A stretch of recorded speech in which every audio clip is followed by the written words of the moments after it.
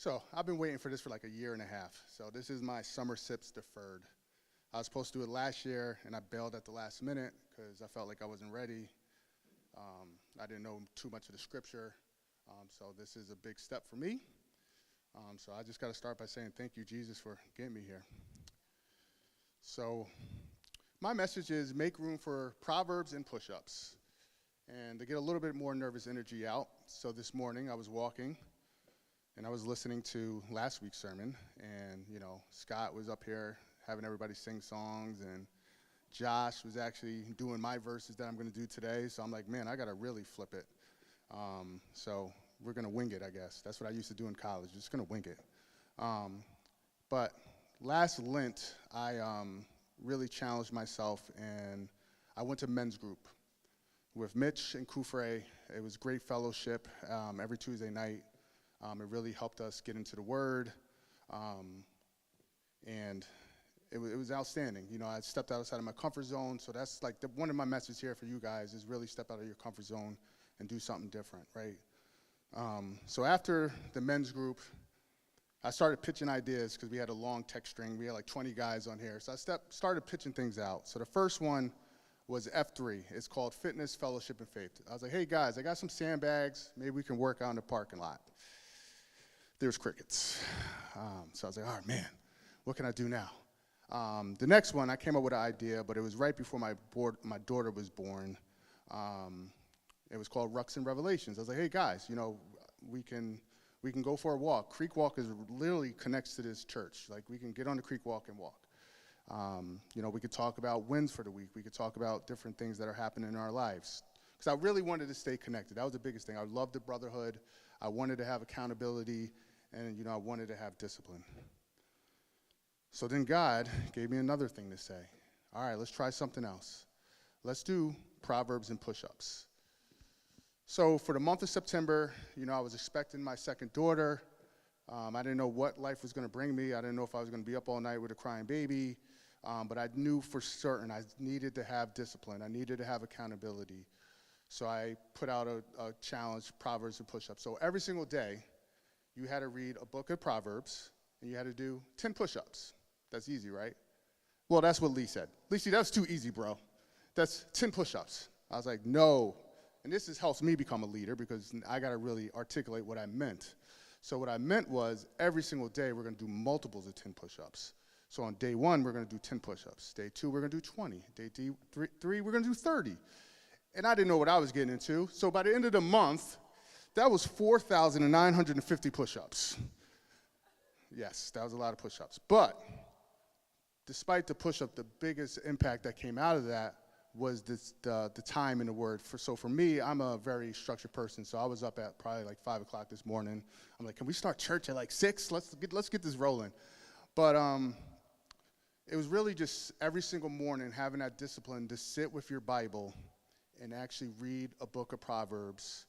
And ironically, my sermon today is on Proverbs 27, and I probably did this sermon on September 27th because I had a little system. I would drink my coffee, I would sit down at the table, I would read, and like I going back, I put it out to the group. So we do YouVersion. I love YouVersion. Last time I was up on stage, I talked about how I was addicted to YouVersion because oh my God, I lost my streak yesterday. But I just had too much things going on. But it was basically like YouVersion, and I was like, guys, let's go analog if we have to. Let's read the regular Bible. So my Bible has so many highlights and so many notes. So ironically, during that time, I would read the Bible, I would highlight something, underline it, and I'm not an expert, right? I have to learn, so I would go to my favorite thing, ChatGPT. So I would say, hey, ChatGPT, like, give me some key takeaways from these different from the book of Proverbs 27 or whatever it may be. And I would actually read that, and I would read my Bible. I would read whatever notes were in my study Bible. And the beauty of being in a YouVersion group, after you get done reading it, you always have to share something as your mind. So I would always share a little tidbit about what was happening that day. So that's what I'm kind of talking about, Proverbs 27 today. And if I don't do anything, I could just wear my shirt. So Proverbs 27, iron sharpens iron. so a person sharpens his friend. So Proverbs 27, when I get back on track here, this chapter really reminds us that we're never meant to grow alone. God often uses other people to shape our character and expose our blind spots and encourage us to become more like Christ. So some of the men in this room, they know me as the guy who wakes up early on Saturday mornings, and I'm waiting in the parking lot at 5 o'clock, waiting for them to get there at 6 o'clock because I run, well, I won't say I run. God called me to lead a train hards men's club, which has grown over the last 42 weeks. It started with just 2 people. Now we have a regular of 10 people coming every single Saturday to kind of uplift. That's basically iron sharpening iron every Saturday morning. But when I look through Proverbs 27, and I was kind of talking, giving Josh, saying, Josh, man, I don't know how you do these sermons, because there's everything I looked at this week, there was Proverbs. I was looking on Instagram, there was Proverbs 27 little bracelets, which my wife got me today, which kind of, she's with me here, even though she's at home with a crying baby. But there was just so many signs, So the first one is Proverbs 27, 1 through 2. I don't know if they have it on there. Were you able to get my pictures up there too? All right, good. So Proverbs 27, 1 to 2. Do not boast about tomorrow, for you do not know what the day may bring. So that's a big one. So, we aren't promised tomorrow, so you have to live faithfully today instead of assuming you will have another opportunity. And you have to ask yourself, what am I putting off? Obedience, forgiveness, or purpose? And that's kind of one of the things, even with this speech today, I put this off for a year and a half because I didn't feel like I was confident enough to do it. But I know God can get me through it, right? Taking a step of courage to get in a parking lot. I have no idea who's going to show up. That's the crazy part. In the beginning, I was trying to text people, hey, you coming? I don't even do that anymore. I just let God wake those guys up and get them into the parking lot.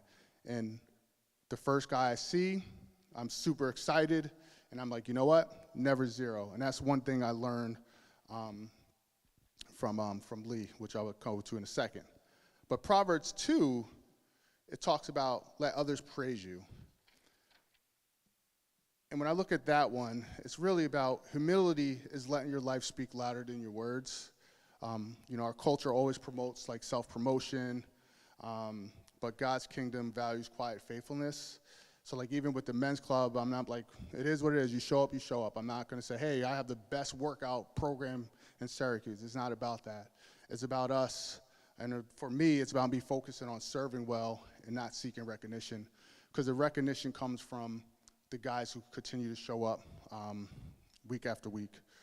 And then obviously we go to the last one, as iron sharpens iron. One person sharpens another. And, I look over here at Lee. True friends truly sharpen you. So iron sharpening iron isn't always comfortable. There's some times when sparks may fly. There's some friction that exists. But love and accountability makes us stronger. For the men's club, that is our foundational verse. But brotherhood isn't just about working out together. After the workouts, we kind of go to Cafe Blue. We get coffee. But we're able to kind of talk about things that are happening in our life. And I think last week, Josh talked about, you really have to take inventory. When I was doing a little bit more further research, on verse 17, I thought I was going to be up here running around sweating like Pastor Philip Mitchell. But he really talked about, paying attention to who's around you. And I see younger kids now. That goes to you with your friends too. Whoever's in your corner, make sure you surround yourself with the right people. And you also have to take inventory of your circle.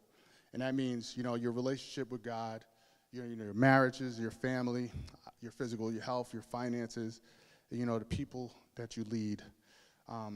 Faithfulness brings, it brings you attention.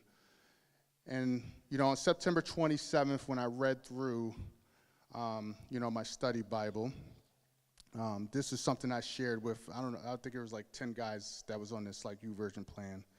But this came from my Bible. It says, mental sharpness comes from being around good people.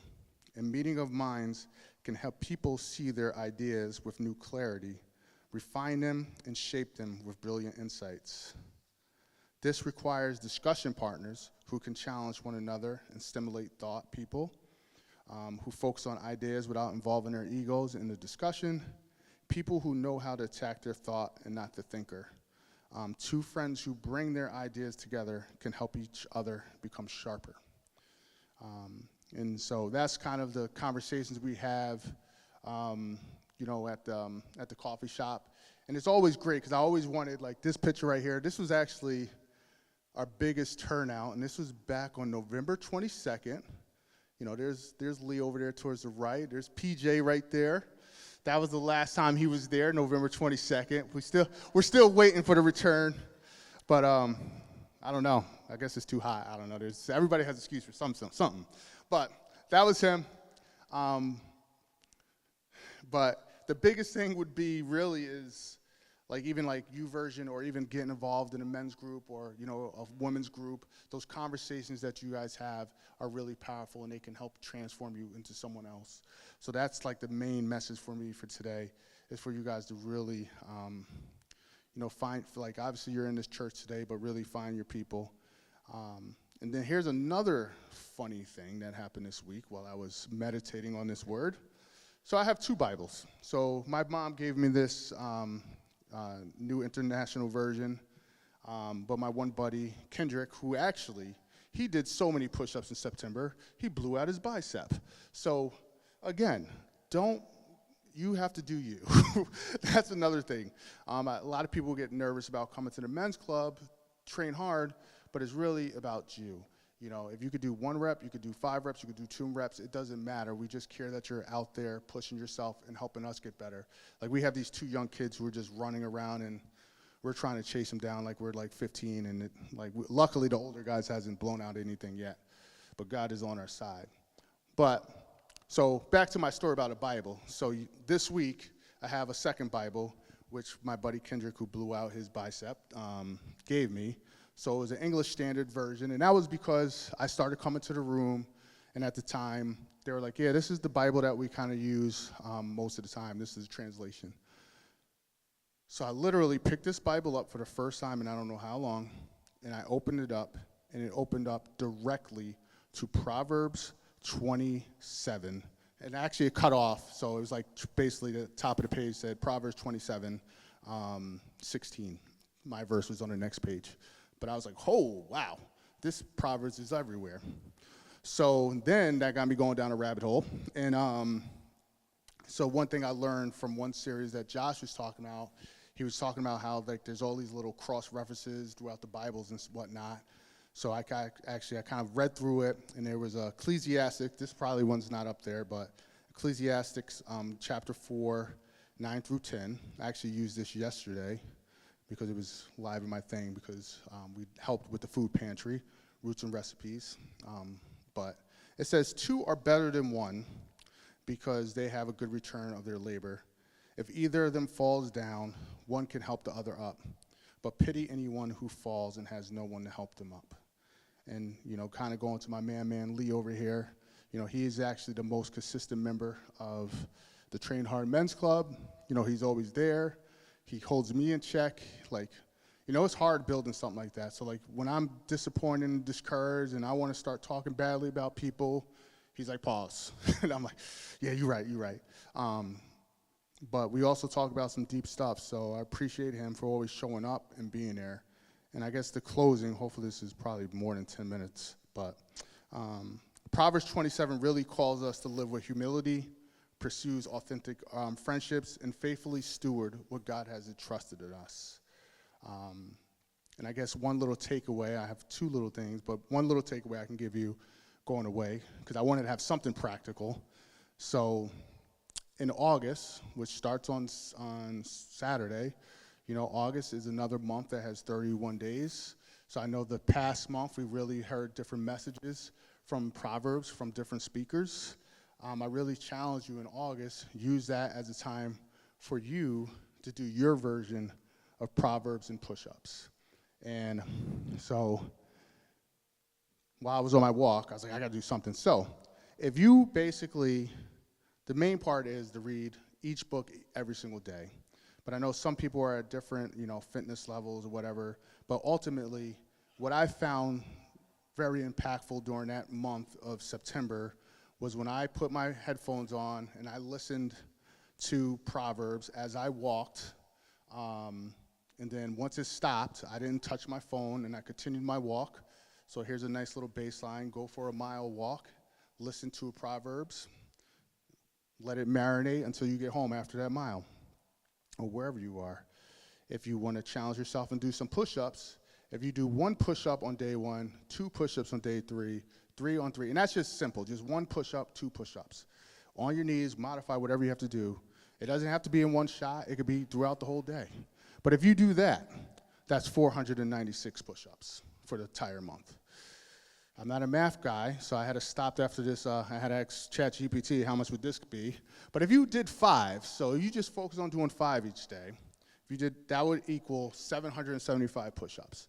And that is just a starting foundation of just moving forward. And I always talked about it. I talked about it last time. I ruck with Jesus. I would take those walks. When I'm walking, I'm praying for my guys. I'm praying for my family. I'm praying for everybody. But it definitely gives me time to be with Jesus alone, to clear my mind. And a question for you to think about if you were writing journals, you really have to think about who is sharpening you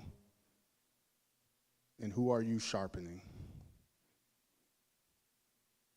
All right? And then I have a little prayer to close. Yeah, I'm not done yet. See, you gave me, I can go all day long. No, I'm just playing. But my prayer when we close, so everybody close your eyes. Lord, make me humble enough to read correction, courageous enough to sharpen others with love, and faithful with every responsibility you have given me. Help me live today in a way that honors you, knowing tomorrow is in your hands. Amen. Amen. Thanks, Corey. We'll put that one. Here you go.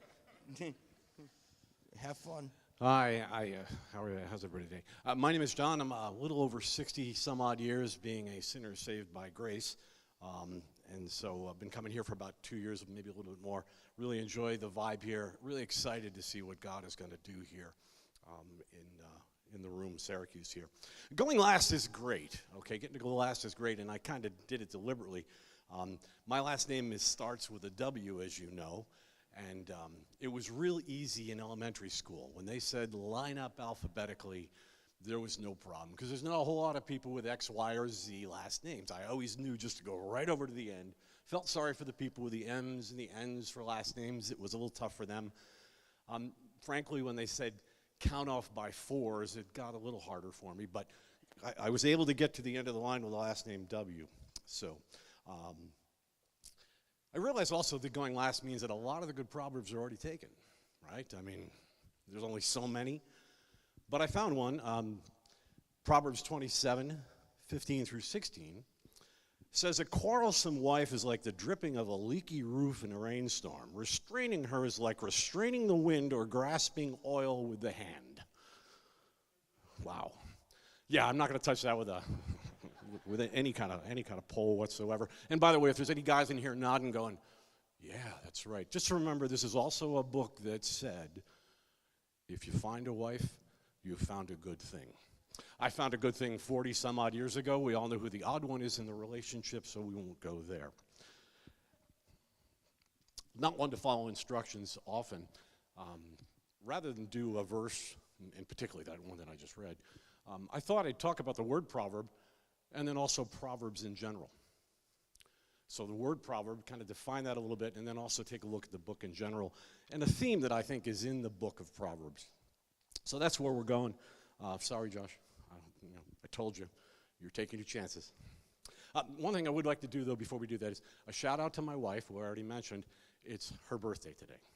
And I was thinking about having everybody sing happy birthday to her, but we won't do that. I guess the singing happened last week. Is that true? Yeah, okay, so we won't sing happy birthday, but happy birthday, hon. So the word proverb, where does it come from? It's not a word that every day that we use, right? We're not every day. How many have said the word proverb other than in a church setting once? Yeah, not a lot of hands. It's not like anybody's ever walked up to me and said, hey, have you heard any good proverbs lately? Or, even better, did you hear the proverb about the priest, the rabbi, and the pastor of the room that walked into a bar? Right? No, nobody's ever done that. Nobody's ever heard that. Our word proverb comes from Latin, but first, before we get into Latin, I need to tell you that, yes, I did take Latin in high school. I took 3 years in order to get 2 years of credit. For me, carpe diem didn't mean seize the day. It meant see you next year. But the word Latin, or the Latin word, is proverbium. And it's a combination of two words, pro meaning forward, forth, or publicly, and verbium meaning word. So good word, forward word, public word, positive word, whatever you want to interpret that. And the Latin word traces its back to an ancient Greek word that starts with a P, ends with an I, and has a lot of letters in between, and I won't pretend to be able to pronounce it, but let's just accept that the word meant basically maxims or sayings. And maxim's not another really common word. I know it's a deodorant, I think, right? But it's not, other than that, I don't say maxim very often. So a maxim is a general truth, a rule, or a principle for living. So just keep those things in mind as we go forward. Somewhere we may have a meme that'll show up. If it doesn't, now the next one, if you would. By the way, big hand for Wesley and the other folks that do that back there. It's a thankless job and one that sometimes gets criticism. But can we go to the next one? That was the me going to the end of the line. Yeah. Proverbs in a nutshell. Ask yourself, would an idiot do that? And if the answer is yes, then don't do it. And I think that really does kind of sum up in a humorous way the book of Proverbs. Proverbs to me is a study in contrast. And here's just 4 examples, and these will be very familiar. Hard work versus sloth, right? The hand of the diligent makes rich, but the hand of the slack works poverty. Humbleness versus pride. Pride goeth before destruction, and a haughty spirit before a fall. Wisdom versus foolishness. Walk with the wise and become wise, for a companion of fools suffers harm. Integrity versus deceit. Whoever walks in integrity walks securely, but he who makes his ways crooked will be found out. A collection of binary choices are presented to us with contrasting outcomes. A or B equals C or D. It's a book of contrasts. Now, whenever I think of choices to be made, I always think of why. Why is a great question to ask, but why is often synonymous with the word motivation. And yet, in reality, they're kind of different words. We use them interchangeably, but to me, they're kind of different.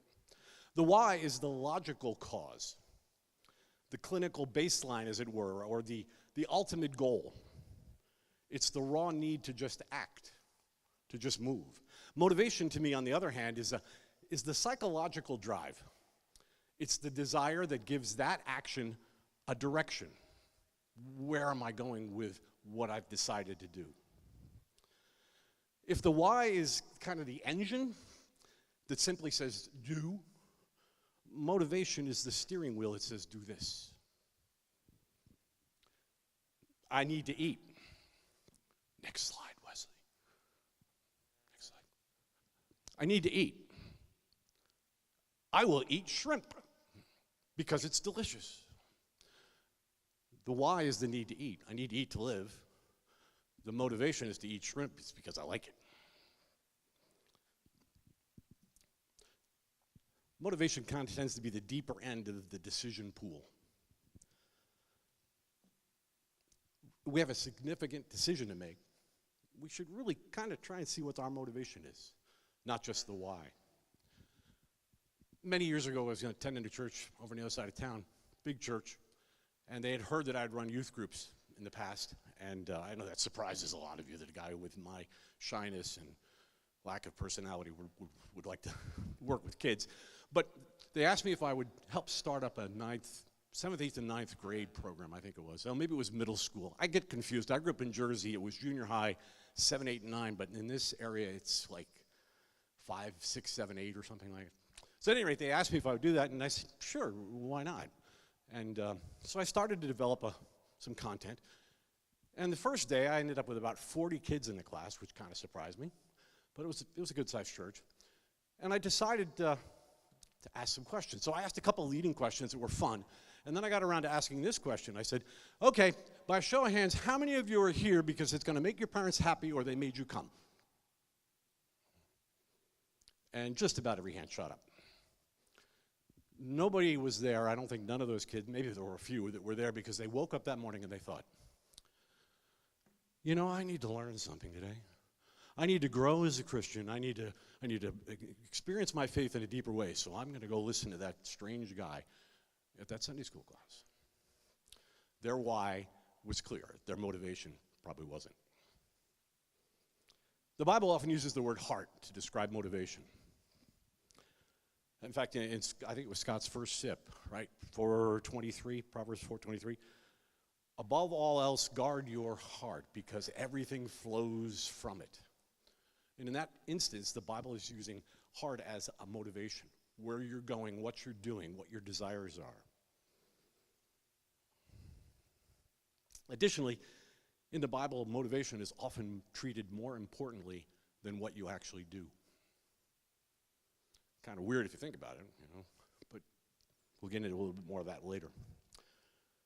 Scripture consistently points to the heart as a metaphor for the seat of human will, intellect, emotion. It's the ultimate source of motivation in our lives, according to the Bible. It's the direction of our choices. The Bible actually, I think, views outward actions as symptoms of our inner motivations. Kind of a strange way to look at it, but our inner motivations are displayed as symptoms in a biblical sense. Guard your heart. Everything you do flows from your heart.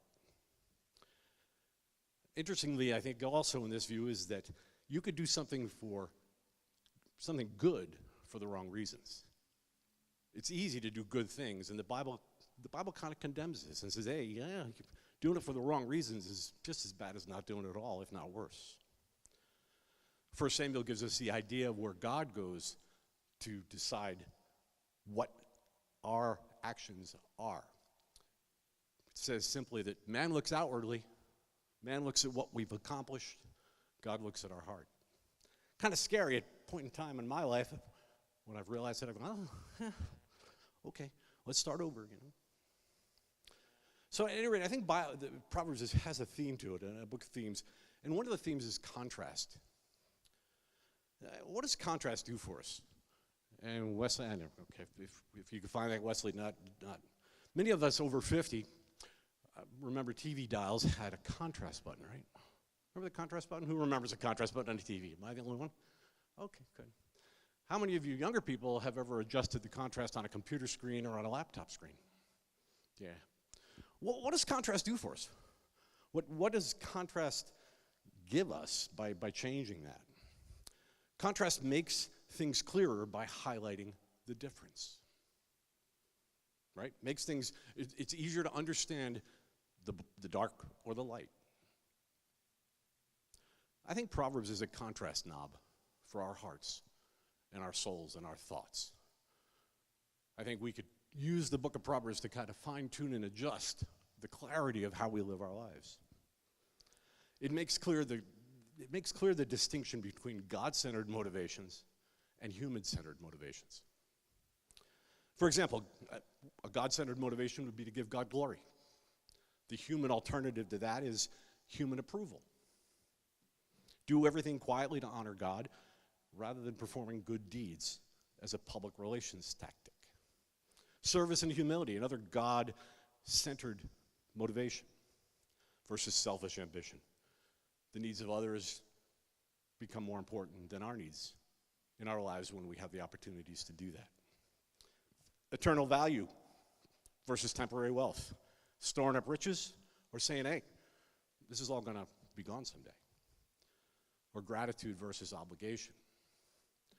I grew up in a pretty fundamentalist Baptist church and had a lot of rules They weren't in the Bible, but they had a lot of rules.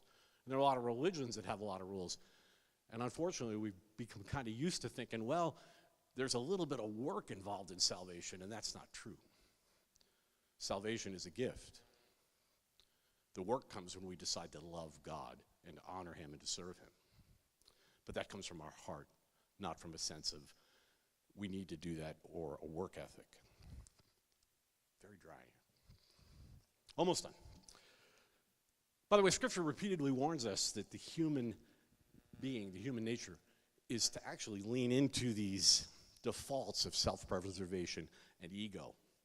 And the only way we stop leaning into self-preservation and ego and what I want and what I desire is through a deliberate, intentional intervention in our lives.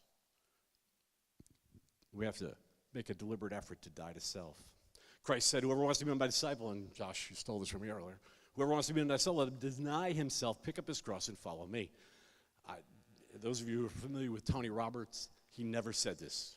Tony Roberts never once said, pick up your cross and follow me. He's a famous motivational speaker for those who don't know. Ultimately, the biblical approach to motivation is that call for an internal shift, an internal change, an internal difference in what we actually desire. Yeah, I know that sounds really easy, doesn't it? Yeah. When Jesus was asked to summarize the entire law, he had really one word reply, and that was love. He then took that word love and divided it into two paths. The first path was love God with all your heart and all your soul and all your mind. And then the second path was love your neighbor as yourself. First was upward, the second was outward. So how do we love God? You know, if we look at that first one, God doesn't need a bed, right? God doesn't need a helping hand. God doesn't need a listening ear. God doesn't need his grass cut. God doesn't really need a kind word from any of us. God doesn't need a food pantry. How do we love God? I've been coming to the conclusion late in life, and this is where this gets a little more personal, that a significant way that we love God is by taking action on that second thing that Christ said. Love others as your neighbors, as you love yourself. The maxims of Proverbs, the principles for living that are found in Proverbs, I think are a great reflection. They're God's reflecting contrasts for us to examine, to look at, and to be able to understand our motivations and to fine-tune and to hone our motivation into loving God and loving others. It can exhibit itself in many, many ways in our lives. Help somebody with groceries, listen to somebody. I'm not terribly good at that second one, just so you know. Offer kindness. Do for the least of these, to just walk humbly and seek justice before God. Proverbs, I think, is a great resource for people if I